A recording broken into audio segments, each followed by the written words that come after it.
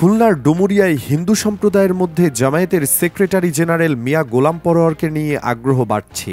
স্থানীয় হেলাল আহমেদ জানান, ব্যক্তি হিসেবে গোলাম পরোয়ারকে তারা পছন্দ করেন এবং তার কাছে নিরাপত্তা বেশি পান।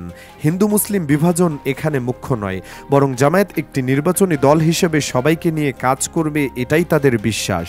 গত 11 অক্টোবর ডুমুরিয়া উপজেলায় জামায়াতের হিন্দু সম্মেলন নিয়ে যখন আলোচনা সমালোচনা চলছিল, তখন সামাজিক মাধ্যমে এমন মন্তব্য সাধারণ ভোটারদের মধ্যে দেখা যায়। ফজলে আলীর অভিজ্ঞতা ভিন্ন।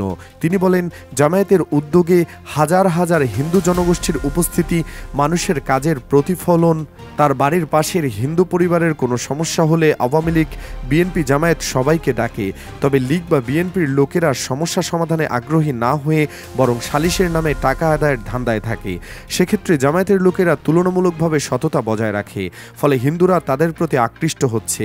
শুধু হিন্দু নয়, গ্রামের মাতব্বররা যারা বিএনপি বা আওয়ামী লীগের রাজনীতির সাথে জড়িত, তারাও পারিবারিক ঝামেলা না মিটিয়ে মামলা সালিশের নামে দুপক্ষের কাছ থেকেই টাকা আদায় করে, যা এখন একটা কালচারে পরিণত হয়েছে।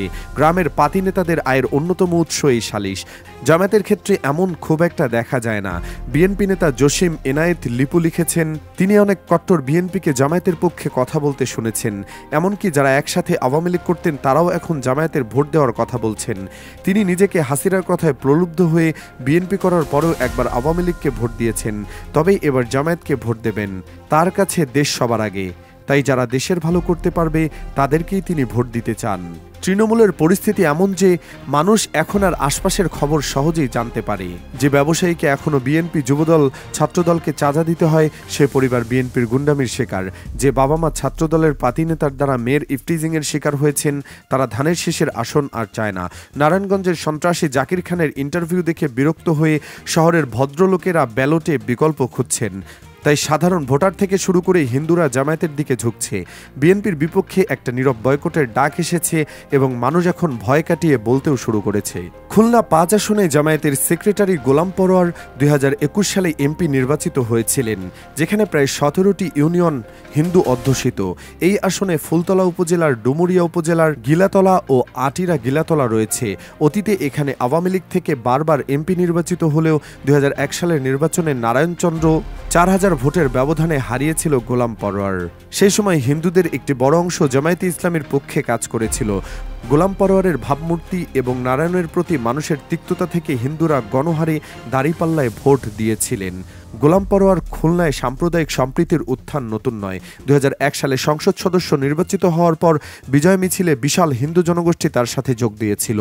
হিন্দুদের জামায়াত প্রীতি নিয়ে বিএনপির লোকেরা সমালোচনা করলেও ডুমুরিয়ার একটি কলেজের শিক্ষিকা কৃষ্ণা বালারানী এর বাস্তবতা তুলে ধরেছেন। তিনি বলেন, জামায়াতে ইসলামীর হিন্দু সমর্থক নিয়ে অনেকে কথা বলেন। এর মূল উৎস হলো কিছু মানুষ এখন ধর্মীয় পরিচয়ের বাইরে গিয়ে রাজনৈতিক মূল্যবোধ, রাষ্ট্রদর্শন ও ন্যায়ের প্রশ্নে ভাবতে শুরু করেছেন। বাংলাদেশের হিন্দুদের কোনো সক্রিয় রাজনৈতিক দল নেই, তাই হিন্দুরা যদি শুধু ধর্মের ভিত্তিতে মুসলিম দলগুলোকে ত্যাগ করে তাহলে তাদের যাওয়ার কোনো জায়গা নেই। কারণ আওয়ামী লীগও মুসলিম সংখ্যাগরিষ্ঠ দল, অনেকে বিএনপিকেও সমর্থন করেন, যা মুসলিম সংখ্যাগরিষ্ঠ গণতান্ত্রিক দল। তাহলে জামায়াতকে সমর্থন করা নিয়ে কেন এত আপত্তি? জামায়াত ইসলাম ভিত্তিক আদর্শ অনুসরণ করলেও তারা গণতান্ত্রিক রাষ্ট্র ব্যবস্থার মধ্যেই রাজনীতি করে। কিছু মানুষ ধর্ম নয়, বরং মূল্যবোধ, ন্যায়বোধ, রাজনৈতিক লক্ষ্য ও রাষ্ট্রচিন্তার মিল খুঁজে দল সমর্থন করছে। হিন্দুরাও মুসলিম, দিন শেষে সবাই এই দেশের নাগরিক। আওয়ামী লীগ, বিএনপি, জামায়াত সব দলের মূল ভিত্তি মুসলিম। পার্থক্য শুধু রাজনৈতিক দর্শনে। কেউ মধ্যপন্থী বা সেকুলার রাজনীতির বাইরে গিয়ে ধর্মীয় মূল্যবোধ ভিত্তিক রাজনীতিতে বিশ্বাস দেখাচ্ছেন। অধিকাংশ জামায়াত সমর্থক শিক্ষিত ও মার্জিত শ্রেণীর। সমাজ ও রাষ্ট্র ব্যবস্থার উন্নয়নে কোনো ধর্মীয় গোষ্ঠী কাজ করলে তিনি সমর্থন করেন। যেখানে চিন্তা সংকীর্ণ নয়, সেখানে সমর্থনের দেয়ালও সংকীর্ণ থাকে না। জামায়াতের হিন্দু অধ্যুষিত আসনে জেতার ঘটনা নতুন নয়। এর আগে 1996 সালে পিরোজপুরে লীগের অবিসংবাদিত নেতা সুধাংশু শেখর হালদারকে হারিয়ে এমপি হয়েছিলেন আল্লামা দেলোয়ার হোসাইন সাঈদী। সুখরঞ্জন বালি নামের এক ব্যক্তি সাঈদীর পক্ষে সাক্ষ্য দিতে গিয়ে নির্যাতনের শিকার হয়েছিলেন, কিন্তু তবুও বলেছিলেন সাঈদী কোনো দোষ করেননি। সাঈদী ও গোলাম পরোয়ারের পর জামায়াত এবার সুনামগঞ্জের ধরাইশালায় অ্যাডভোকেট শিশির মনিরকে মনোনয়ন দিয়েছে। হাওর বিধৌত এই এলাকায় ইসলামপন্থী রাজনৈতিকদের জন্য জটিল হলেও অনেকে মনে করেন শিশির মনির ইতিহাস সৃষ্টি করবেন। জামায়াতে শুধু হিন্দু ভোট বাড়ছে না, নারী ভোটারও বাড়ছে। এক্ষেত্রে ছাত্রী সংস্থা ও মহিলা জামাতের ভূমিকা অনেক। ক্যাম্পাসগুলোতে নারী শিক্ষার্থী ও শিক্ষিকাদের মন জয় করেছে ছাত্র শিবির। ঢাকা বিশ্ববিদ্যালয়ের অনেক শিক্ষক ও শিক্ষার্থী দাঁড়িপাল্লা মার্কায় ভোট দেবেন বলে শোনা যাচ্ছে। ছাত্রী সংস্থা গত 17 বছরে বিভিন্ন ক্যাম্পাসে লাখ লাখ শিক্ষার্থীদের মাঝে তাদের দাওয়াতি কাজ ছড়িয়ে দিতে পেরেছে। শহরের উচ্চশিক্ষিত মেয়েরা এই ছাত্রী সংস্থার কারণেই জামায়াতের দাঁড়িপাল্লাকে ভোট দেবে। অন্যদিকে গ্রামের নারীদের মাঝে দাঁড়িপাল্লার ঝড় তুলেছে মহিলা জামায়াত।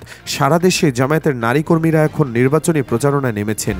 তারা উঠান বৈঠক ও বাড়ি বাড়ি গিয়ে ভোটারদের সঙ্গে সরাসরি যোগাযোগ করছেন, দলের প্রার্থীদের পরিচয় করাচ্ছেন, ভোট দেওয়ার গুরুত্ব বোঝাচ্ছেন এবং রাজনৈতিক বার্তা পৌঁছে দিচ্ছেন। পরিস্থিতি এমন যে বিএনপির ভেতরে ভয় কাজ করছে। তাদের নেতারা জামায়াতে নারী কর্মীদের বিরুদ্ধে বিভ্রান্তিমূলক প্রচারণা চালানোর অভিযোগ তুলেছেন। তাদের দাবি মহিলা জামায়াত চাল ডাল টাকা বিতরণ করে ভোট চাইছে। নোয়াখালী সহ বেশ কিছু এলাকায় মহিলা জামায়াতের উপর নির্যাতনও করা হয়েছে। বিএনপি ভেবেছিল ধর্মের কার্ড খেলে জামায়াতের গায়ে সাম্প্রদায়িক তকমা লাগিয়ে তারা লীগের হিন্দু ভোট পুরোটাই ধানের শীষে নিয়ে আসবে, কিন্তু জামায়াতের কৌশলে তা আর সম্ভব হয়নি। এমনকি জামায়াত ক্ষমতায় আসলে নারীদের ঘরবন্দি করে রাখবে, এই অভিযোগও কাজে আসেনি। জামায়াত নারীদের নিরাপদ সহজ কর্মসংস্থানের প্রতিশ্রুতি দিয়ে প্রশংসিত হয়েছে।